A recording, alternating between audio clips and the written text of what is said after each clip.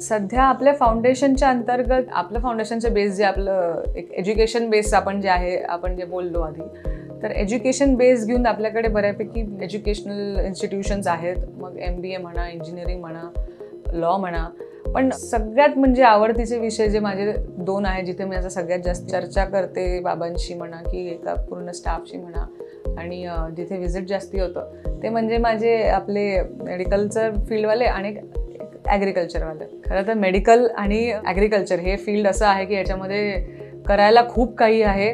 हे आपल्याला समाजाशी बांधून ठेवतं, हे आपल्याला समाजासाठी काहीतरी करण्याची वेगळीच संधी देतं. तर ह्याच्यामध्ये खूप अधिक आपला अभ्यास चालू असतो आणि आपल्या मीटिंग्स, चर्चा सगळ्या ह्याच्यावरती चालू असतात. मेडिकलचं तर आपलं दिसतं, ॲग्रिकल्चरचाही तेवढाच वेळ आपण देतो. ॲग्रिकल्चरच्या मार्फत रोजच्या शेतावरचे 2 तास तरी दिले जातात आणि त्याच्यामध्ये वेगळ्या लोकांना, म्हणजे आता तर आपल्या स्टुडंट्सला पहिले तर फील्ड वर्कचे एक जाणीव करून देणं, आणि दुसरं की ह्या फील्डवर्कसाठी आपल्याला अजून काय वेगळे नवीन गोष्टी आणता येतील, आपल्याला आपल्याकडे संशोधन करून काय आपल्याला देता येईल, हे सगळ्याच्यावरती खूप आपली चर्चा चालू असते.